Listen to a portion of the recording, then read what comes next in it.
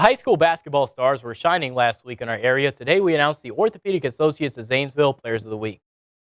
Starting out on Highway 103, West Muskingum's Cade Porter had an impressive stat line in the Tornadoes' 19-point win against Meadowbrook on Friday. Porter finished the game with 6 points, 4 rebounds, and 3 steals. West M's 5-5 on the season.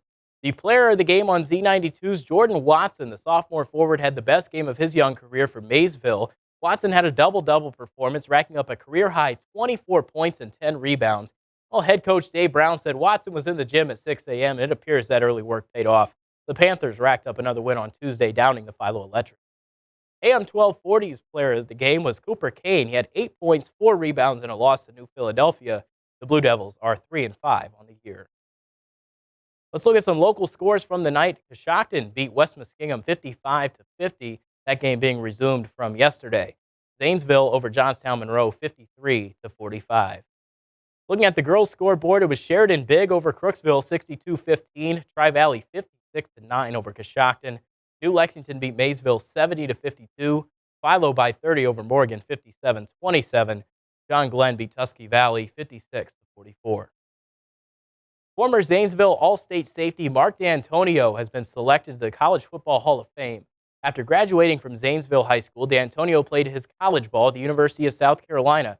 After his playing days came to an end, he became a lengthy college coaching career. He was at the head coach of Cincinnati from 2004 to 2006. There, he became the first head coach in 23 years to lead the school to a winning season in his first year with the Bearcats. D'Antonio made a name for himself at Michigan State. He was the head coach from 2007 until his retirement in 2019. He came out of retirement last year to coach the Spartans in the wake of Mel Tucker's suspension. He finished his time at Michigan State with a career 69-39 record and 6-6 in bowl games. D'Antonio is also the winningest coach in program history.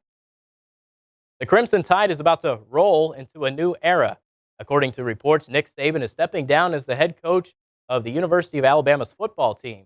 During his 17 years in Tuscaloosa, Saban collected 206 wins, 6 national championships, 4 Heisman Trophy winners, and 10 SEC championships. Saban also previously won a national title at LSU, which gives him the all-time record of 7, passing the 6th by legendary former Alabama head coach Paul Bear Bryant. There's great news for Jim Knowles' defense at Ohio State. Senior cornerback Denzel Burke announced he's returning for his final season. Burke was regarded as one of the top defensive backs in the 2024 NFL draft class, but will wait another year before entering his name.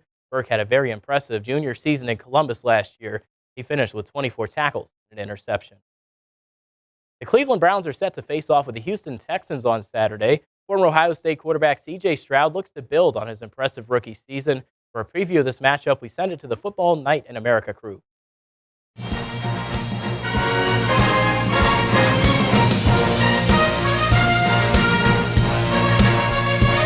The playoff matchups are set. Super wild card weekend. Let's talk about Browns and Texans. I know you have a man crush on the Browns defense and also on the Texans quarterback, C.J. Stroud. I know, I'm conflicted for sure. But yeah, I mean, C.J. Stroud didn't play in the first matchup. We saw the Cleveland Browns dominate him. The Browns, I feel like, are a defense that can almost win the Super Bowl by themselves. But C.J. Stroud, we know he's dangerous, and he's going to attack down the field and make things hard on that Browns D. Yeah, and on the other side, this Houston Texans defense, they have to figure out what went wrong. They couldn't get any stops against Joe Flacco and Amari Cooper, so that's going to be a big thing I want to see. I think a huge part of this game for Cleveland is to run the football at these guys, take some pressure off of Flacco, and create some one-on-ones outside for Coop. If they do that, I think they have a chance to control how this game unfolds, and they can win down there. We'll set it all up, NBC, 3 p.m. on Saturday.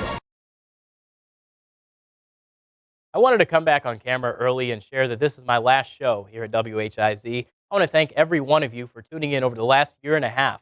I've lived in many different cities, but it was evident right away that your passion towards local sports was second to none. I'd like to thank every coach, athlete, and parent for their time with interviews, emails, or anything else that goes into my job. It's hard to jam a year and 6 months worth of memories into one small card, but I hope you saw each night how much fun I had delivering sports stories to the community. I'll always be grateful for this opportunity. So for one final time, I'll say, that's all for sports. We'll be back after this.